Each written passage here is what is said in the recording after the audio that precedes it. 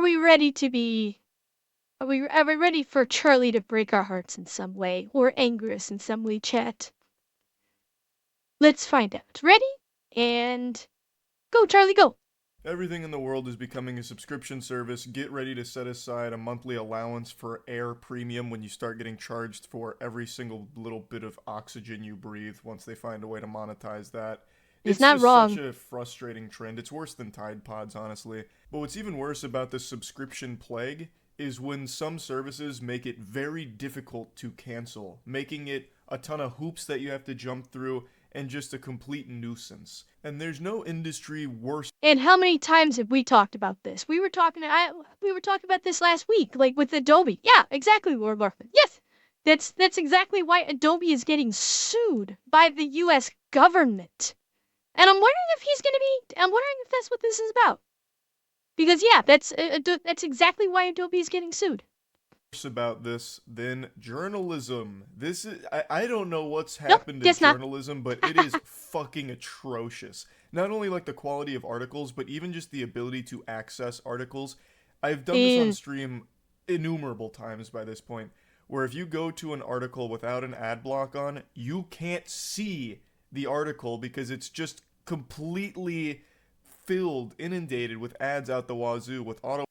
And in that respect, like we are starting to live in a Ready Player One scenario. I've talked about this before. Like we are living in a Ready Player One scenario where these companies are just trying to figure out how many ad spaces they can slap onto a page before that's going to cause a person brain damage. Because that's what they did in Ready Player One. It's like, okay, we can fill their vision with 80% of ads before before brain damage begins. I feel like that's where we're at with especially journalism pages. It's just they slap ads everywhere, and there's only this tiny little paragraph that's actually a story. They've struck journalism publications have started to just become one big ad instead of actual journalism. Playing banner ads in paragraph ads that split everything up, and all you see is ads. And if you go on Yeah. mobile, you're better off just closing your eyes. You'll get the same amount of information. It's terrible. It's absolute trash. It should be illegal. Like I actually think there should be a limit to how many ads can be on these websites because you can't even access the content.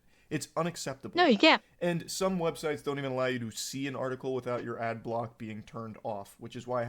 Also very true. I I think Charlie was the one who said this. Or was it Thor who said this?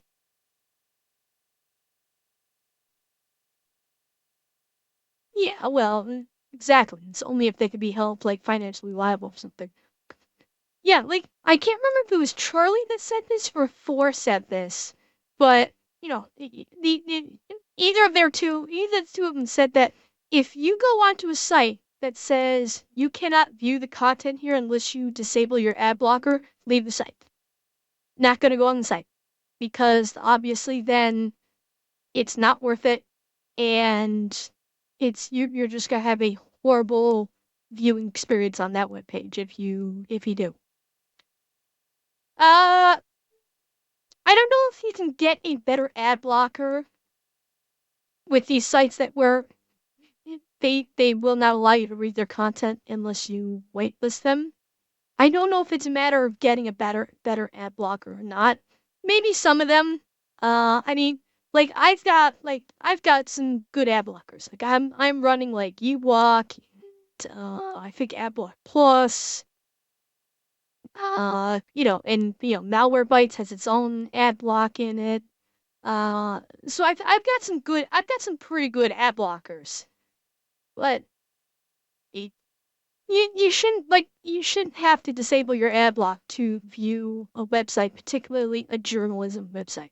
There's no reason why why there should even be a requirement of it in the first place. None whatsoever. Have it off when I stream so I can at least access an article. If that's the word, I don't even know if I can use that word for it because the only thing I'm accessing is a goddamn migraine looking at all these fucking stupid ads that are just like Brain laser beaming damage. my eyes. But if you do make the mistake of subscribing to some of these journalism outlets in order to actually read some of their trash, You become their bitch. You become their prisoner for life. You're trapped in there with them. Like you can't escape. It's an actual Elden Ring DLC boss battle if you try and unsubscribe from some of these outlets. And the worst culprit by far that I can find is The Economist. I saw these screenshots Like, today and learned that this is common practice for The Economist. all right, let's read this in case he skipped through it. Hi, Austin. I'm sorry to hear that Twitch canceled your subscription. I will certainly help you with your request. Please allow me a minute to check your subscription details. While I am doing that, may I know how your day has been so far? Fine, thanks. I'm glad to know about your day, Austin. I can see you have a monthly subscription with the renewal date of July 2024. Okay? When you try and unsubscribe, there are so many posts on Twitter and Reddit, as well as just like other forums, that document how painful of an experience it is to unsubscribe from The Economist because they make it as difficult and complicated and long as possible in the hopes that you'll just give up and just keep your subscription. It's so foul. That has to be illegal. It really does. But anyway, here's the live chat here because in order to unsubscribe from The Economist, you have to talk to somebody there. You can't just automatically do it, which I Well, that's become the prevalent, become the prevalent idea, Waldridge, is that, the advertisements, like, I don't know why these companies haven't figured this out, is that advertisements, force advertisements, uh, turn people away from the product that you're selling versus drawing people in. You're gonna have more people turning away than what you're than drawing people in. So I don't know, maybe because we are talking about, in terms of numbers, we are talking about in the millions. So maybe the number of people that it is attracting is enough to justify the costs. Because we are talking about on a grand scale, we are talking very large numbers of people in total. So, even if it's like hundreds of thousands that are responding to these ads, that might be enough for a company to justify, yeah, okay, we should keep going with it because of that.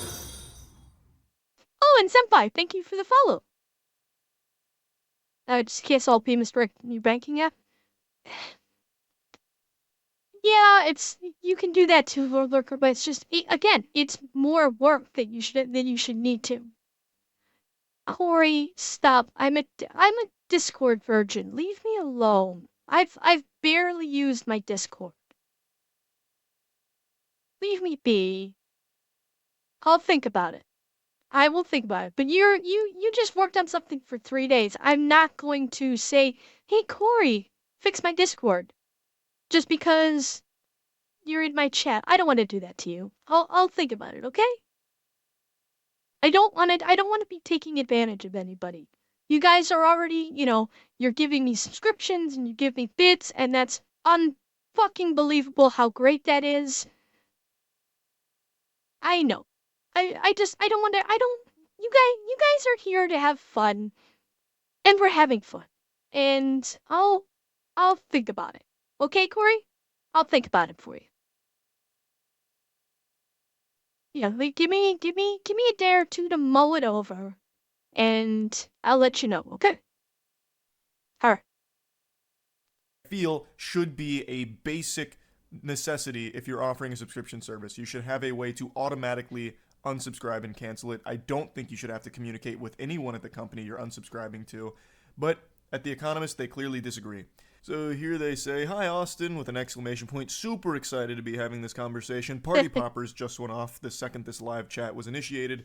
Sorry to hear that you wish to cancel your subscription. I'll certainly help you with your request. Allow me a minute. While I'm doing that, may I know how your day has been so far? No Which they just promises, say, "Fine, Corey. thanks." Short, sweet, to the point. No one really wants to be making small talk through the live chat here when they're on a mission to just unsubscribe, which should be a quick, easy process. They go, "I'm glad to know about your day, Austin." Yeah, pumping their fist. "I'm glad to know about it. I can see you have a monthly digital subscription with the renewal date of the 5th of July, 2024. May I know if there is any specific reason that you wish to unsubscribe with us, Austin?" To which he replies, "Ads." And Pause. That's crazy. So you're paying to subscribe to this journalism outlet and you're still getting ads. I was under the impression that if you subscribe to one of these outlets, you don't get ads anymore. oh no, that's been a big complaint I've been hearing about these journalism things is, like with YouTube, if you subscribe to YouTube Premium, you don't get ads. I can attest that. I have YouTube Premium because get it. I got it for the music, and the YouTube Premium itself is a bonus, in my opinion, for the extra $2. Uh, and you don't get ads. With a lot of these journalism publications, even if you are paying for a subscription to these journalism publications, you still get ads, which is fucking insane. Like, I don't know how these people even maintain subscribers with the fact that you're still getting ads. Well, Joel, we have gotten lazier and lazier. Your early sea kiss playing through. You're not wrong, Potato. You're not wrong. Um, it's that's been a big complaint for a long time now. Is that the younger generation is just glued to their devices. It has been a very widespread complaint for years now, and it is only getting worse.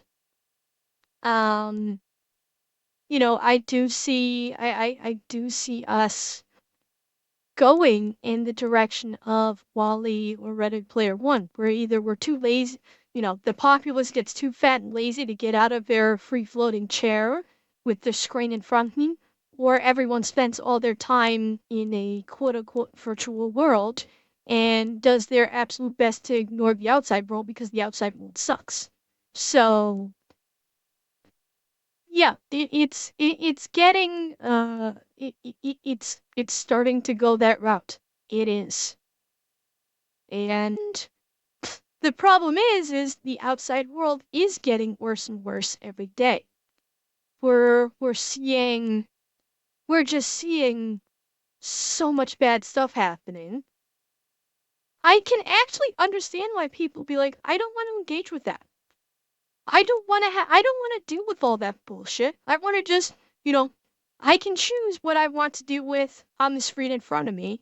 So I can understand why people would choose that over real life. I can honestly understand it. Instead of your streams. Okay.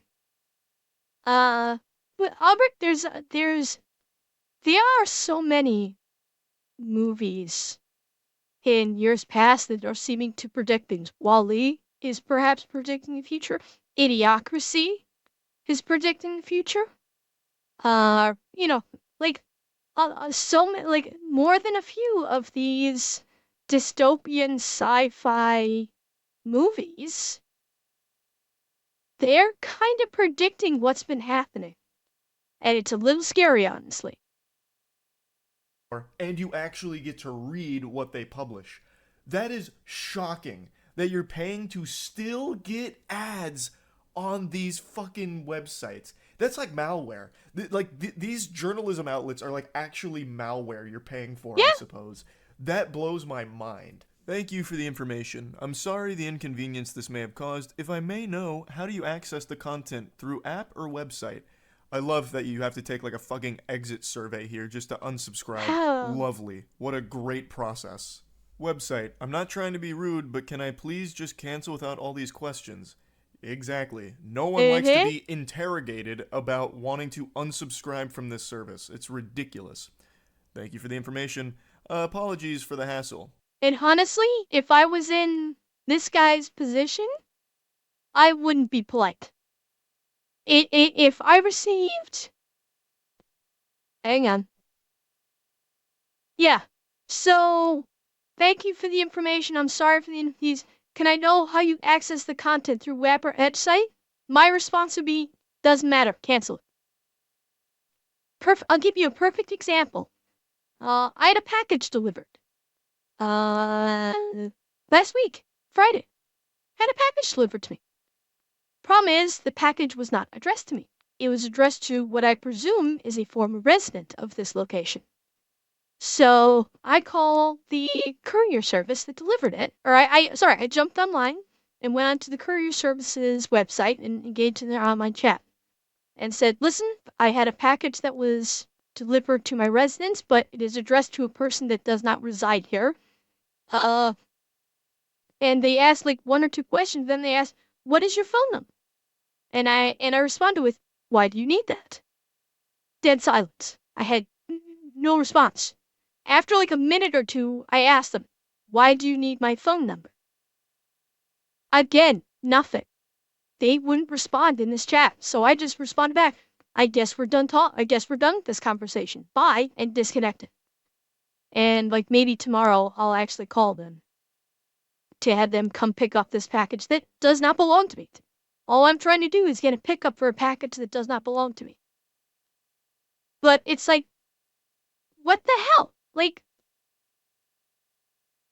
these companies are forcing these workers. Bear in mind, I do not blame this person for asking these questions. This person is obviously being forced to ask all this bullshit and say all this bullshit by the company.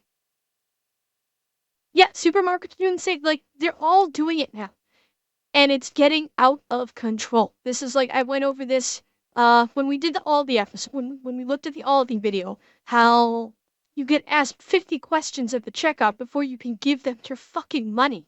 I've never in my life, outside of the last 5 years or so, have I ever experienced a company that is so hesitant to take your money to pay for stuff before they ask you a shit ton of questions. It's like, what the hell? Although they've kind of got you there because until you answer the questions, you can't pay for anything or you have to leave with your stuff. So, but yeah, like all this, like the company is making this employee say all this. So I don't fault the employee for doing it, but dear God, this is just out of control. What? Sorry. Sorry, I hit the wrong button. Exactly. No one likes to be interrogated about wanting to unsubscribe from this service. It's ridiculous. Thank you for the information. Apologies for the hassle. I will help you with your request. Thank you for patiently waiting. To explain, the Economist ads are clever, witty, and thought-provoking. They're driving like this hard sell on like, well, actually, these ads are incredible. We have innovative ads that use these things. None of which matters. Nothing. The customer obviously doesn't give a flying fuck that the Economist ads are clever, witty, and thought-provoking. He literally said the reason why he wants to discontinue his subscription is because of said ads that you are trying to tout as being thought-provoking and making them feel like they're part of an elite club. Like, it doesn't matter. All these companies are doing is pushing people away because obviously this went up. This whole thing went up on Reddit or somewhere, and so people and he's not the first one. So all it's doing is all the Economist is doing is pushing people away from it, which is not a good business practice, honestly. Things called jokes. Humor is actually one of the most important things of The Economist because we believe if you're reading The Economist, we gotta put a smile on that face. And we do that through these extremely clever and witty ads. Oh my god, it's so fucking And dystopian. Walter, you're They probably engage absolutely readers right. by They're making them they're feel hoping part people of just an give up. elite club. For instance, iconic ads imply that reading The Economist makes you smarter or more informed. Like most media outlets, The Economist relies on advertising revenue to sustain its operations. Ads help cover production costs, pay journalists, and maintain the quality of content. I have no doubt that customer service is trained to do this. It's not something.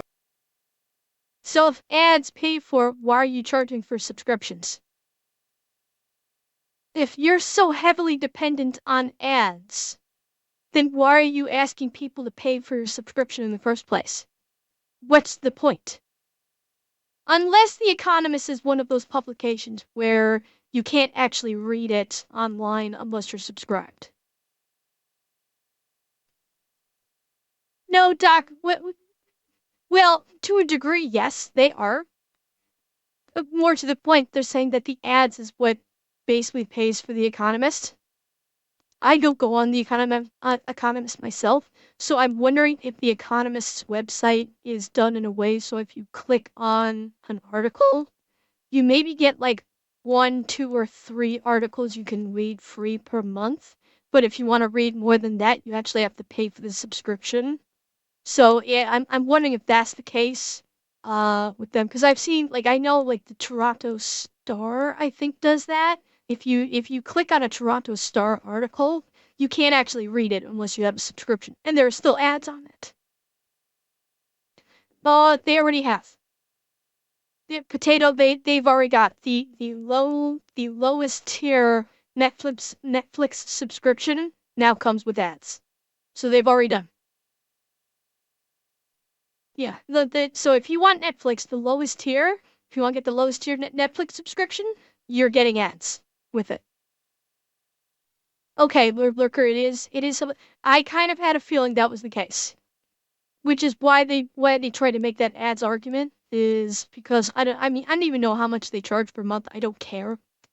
But yeah, obviously I'm guessing the Economist probably has such a low subscriber count, so few people actually subscribe to it that they need ads just to try and stay afloat at this point. Yeah, that's nothing. $219 per year, or $21 a month. Yeah, well, because they probably have so few people subscribe to it that the subscription cost probably doesn't even cover salary. That's my guess. Is their subscription cost probably does not even cover salary. It probably barely covers server costs. So they need it. So they have to supplement with the ads just to keep afloat, which means that maybe they should be in the business. Something they really want to be doing. But holy shit, that is such a crazy thing to attempt. Like, oh, you're leaving because of ads. Are you sure? Our ads are witty. Like, ads should be a reason you'd want to stay. Our ads are so good. Like, I can't believe you'd want to leave because of ads. That's kind of a stupid reason. Let me explain to you why you should Yeah, stay potato. The because these execs ads are need a new so yacht. fucking good. I also love trying to guilt them a little bit, like, well, ads are a necessary evil. Well, excuse me, not evil, a necessary blessing to our readers because they help sustain the website and pay for all of these costs.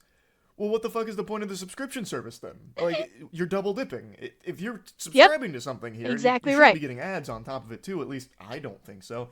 Or at the very least, non-intrusive ads. If you're still going to put ads to subscribers, it should at the very least rule out the possibility of getting in-video ads, banner ads, in-article ads, fucking audio blasting ads.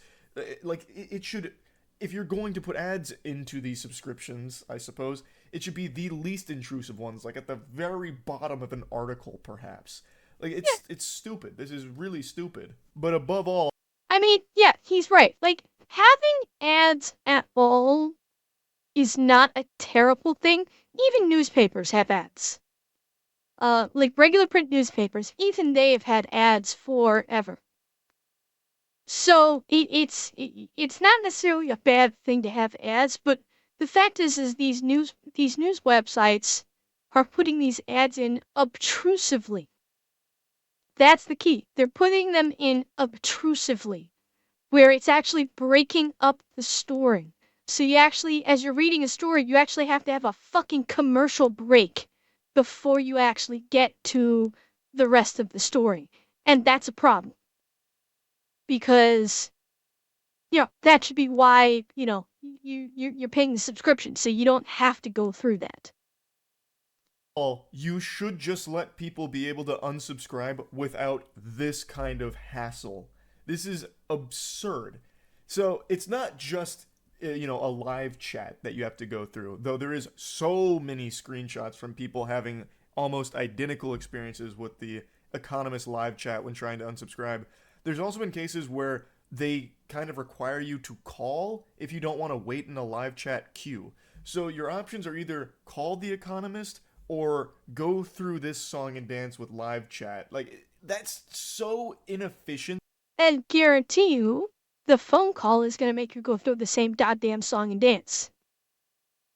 That's the thing. You're not going to save any time because the person on the phone is going to do the same fucking thing. They're going to do the same little dance to try and convince you not to cancel and try and get you frustrated and get you to hang up and get you to forget about it. It's going to be no different, I guarantee. And just a complete waste of time. And it's on purpose, because, like I said, the idea is if you make it a long, tedious process, most people, or not most people, some people will probably just be like, okay, fuck it, I'll just keep subscribing and I'll occasionally read this, I suppose. Like, it's just one of those things like a gym membership. Gym memberships are notorious for this, where if you try and cancel a gym membership, they require you to go in there in person in some places in order to cancel it. And for a lot of people, that makes it a lot more inconvenient, so they end up pushing it and procrastinating, so they end up paying for it longer than they planned on. It's that same practice here from The Economist, but worse, because now you have to directly be interacting with and being guilted by and getting fucking, like, car salesmen on by their representatives at The Economist. It's unacceptable. Now let's take a closer peek here at the process. Cancel your subscription. Yeah, Valen, you are absolutely right. Because nowadays, no one trusts mainstream journalism anymore because we've been seeing such a significant slant in one way or another, depending upon the individual news network, that facts of the matter are being obfuscated by opinion and by particular slants. And yeah, more people are going through YouTube to get these kinds of pieces of news because the people on YouTube, not all, I will say not all. There are still plenty. I mean, YouTube is a huge platform. There are still plenty of people that will have their own slant as well. 100%. Um, yeah, but you can find probably more actual unbiased quote unquote news on YouTube than you can find on any major news network these days. I mean, if you want to look at the what I consider the extremes, is this is not I'm not encompassing print because I haven't read like print news for ever a day. But like, okay, you've got Fox News, which is hard right, and you know they're hard right, and they will always be hard right, no matter how many people they fire. But on the flip side, you have like MSNBC, which is hard left, and will always be hard left. So if you tune into either of those, the stories will be 100% slanted in those manners. And the whole concept of journalism being unbiased is lost. And potato, that's not necessarily a good thing either. It's not a good thing for any source of news or journalism to be backed by the government. There's a reason why it's called the fifth estate. And that's because, or is it the fourth or the fifth estate? It was one of the two. I forget. I'm probably mixing my phrasing. But yeah, the whole concept was that journalists should not be backed by the government because people rely upon journalists to tell the truth when people might not have faith in what the government is telling them. It's the journalists are there to sort of keep the government in check in terms of what in terms of what the government is telling the people. Journalists are there to keep them in check, to make sure they're not lying to the people. But that's been lost. That's been all but lost these days. And no one trusts anything, any news. No one trusts anything the news says anymore. Trust in the news is probably the lowest I think it's ever been, because because everyone thinks every news agency has some kind of slant, and there's no actual unbiased reporting anymore. And they're right. They're right. It is incredibly difficult to find any source of true unbiased reporting. And probably your best course of action is to try and sift through all of the garbage on YouTube until you can potentially find something unbiased on YouTube. Someone that actually is like, okay, I'm going to give an unbiased accounting of what's going on here. And that's insanely difficult. It is 100% insanely difficult to do so. Uh, but yeah, and we just went way off topic here. So let's kind of get back. Oh, was it all? Haliyah Hart. I'm going to butcher your name. I'm so sorry. Alar Hatun. Her Alilar Hatun. Thank you for the follow. Subscription. We're sorry to hear that you would like to cancel your subscription. Best way to get in contact with us is through our live chat service, which is open 24/7 and directs you to that service. Why do you have to get in contact with them? Why not just offer like an automatic cancellation service as opposed to a live chat one? I think that's a little much, but whatever. Alternatively, if you don't want to wait Okay, there, you can I'm find some phone numbers. if I unfortunately do damage to your name trying to say it again, I do apologize. Uh, I will try to do my best though. With a dedicated service center that will be happy to assist you. So you get to contact someone directly who will be giving you these sales pitches as you're trying to leave the service. And if you look to the right there, you can see the live chat that this user has started. Before I process your Okay, if you don't mind, I might just shorten it to Alil. That might make it a little easier to just shorten it to Alil. account, I would love to tell you about the Espresso app. The Espresso app from The Economist, which is a slimmed down version of The Economist, offers a condensed experience which you can fully personalize to what you enjoy. It's super popular for people with less time on their hands. You can stay connected to the content while commuting, running, or doing your grocery shopping, and you have access to another free trial. It costs God. $12.90 for the month or $129 per year. Sorry, it's a little blurry there. I couldn't read that. So they're trying to unsubscribe from The Economist, and while they're Kruger, thank you for the follow as well, and welcome. trying to process that request, they're trying to pitch them on another service from The Economist, an app that does the same fucking thing but in a different way. Who the fuck thinks that's a good idea? Oh, I see you want to leave The Economist. Well, have you thought of downloading The Economist app, our partner companion app? Well, here's why you should do it, and here's the cost for doing it. Would you like me to sign you up? I can do that real quick while I'm processing your unsubscribe request. It's a standalone app which you will have to download from your Play Store or App Store and use separately. I can switch you to the free trial Espresso today. This offer will reduce your payment from $29.90. Jesus Christ. It's just ridiculous. I can't even keep reading it. It's so absurd. Anyway, I'm not going to keep ranting about this. You get the point. If you're offering a subscription service, offer an easy, convenient way to cancel it. That's it. That should be a actual law. That if you have that, you must also have a way of getting rid of it easily without it being a complete fucking nuisance. That's really about it. So yeah. And you know what? I'm going to tell you something. What we're seeing happening with the lawsuit against Adobe right now, that's what this lawsuit with Adobe is all about. The lawsuit with Adobe is all about the fact that that it is. God, what's going on with this here? Oh shit. Okay. The lawsuit with Adobe is all about the fact that it's not easy to cancel. So my question is, once this lawsuit is over, is this going to bring about a change to all of these subscription services and how difficult it might be to cancel them after all is said and done?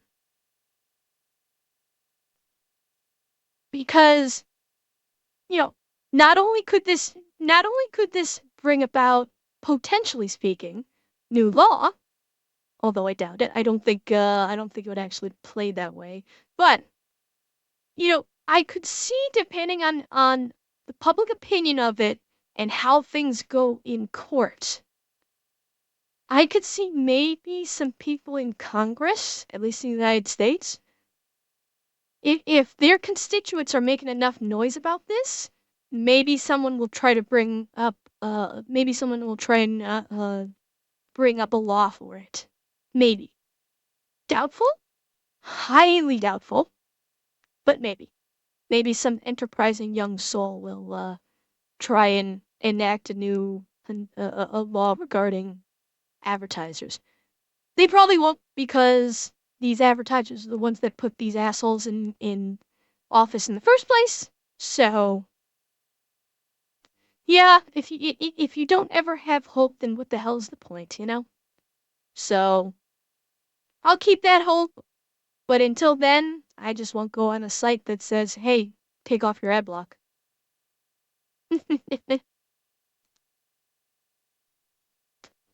Yeah, and yeah, worked, and that's what I was struggling to try and work my head around that I couldn't quite come up with until you said it. It's if the U.S. government is successful in their lawsuit against Adobe, it could absolutely open floodgates where we could start seeing a massive rash of class action lawsuits start to get filed, citing the precedent with U.S. versus Adobe as its legal reason. Um, and you know what? Maybe who knows? Maybe the Economist will be the first one on the books to have a whole shit ton of people take it to court for it. That would be awesome if it does. That would be absolutely awesome to see that. But we'll see. We'll see what happens.